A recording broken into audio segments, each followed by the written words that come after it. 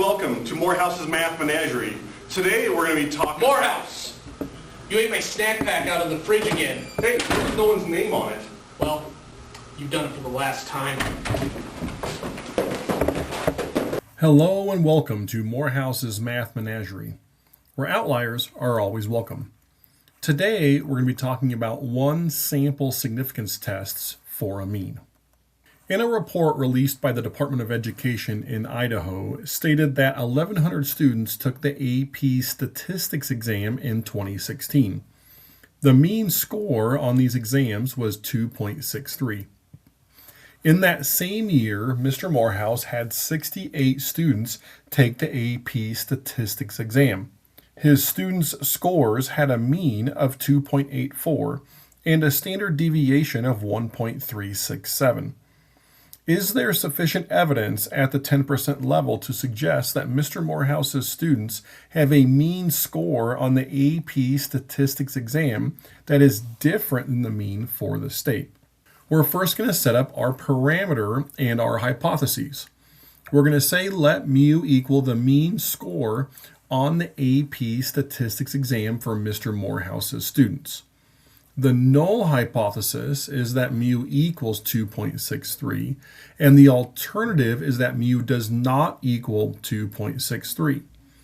Note that we're using a not equals to in our alternative hypothesis because the question was asked if Mr. Morehouse's students' scores were different than those by the rest of the state. The procedure we're going to run is a one-sample t-test for mu. For our conditions, we're going to treat Mr. Morehouse's 2016 students as a random sample. The 10% condition is met. And since 68 is larger than 30, the central limit theorem applies. So all of our conditions are good to go. Now let's look at what would happen if we wanted to run the calculations by hand. So here, our test statistic formula has t equals x bar. Ooh, sorry, that x should have a bar on top of it. My apologies for the typo. Minus mu. X bar minus mu in the numerator, so the difference in our sample mean and the population mean, divided by our standard error down below. That would be S, the sample standard deviation, divided by the square root of our sample size. Plugging in the numbers from our problem, we get a t-test statistic of 1.267. In order to find our p-value from this test statistic, we're going to need to jump over to Desmos. Let's go ahead and do that now.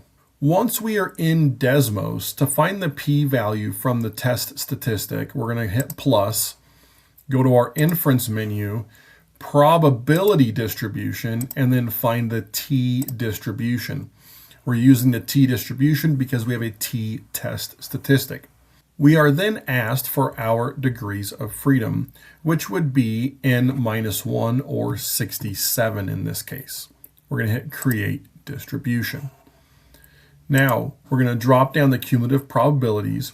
We're going to type in our right-tailed test statistic here, so 1.267. Now I selected a right-tailed because we have a positive test statistic and we're doing two tails.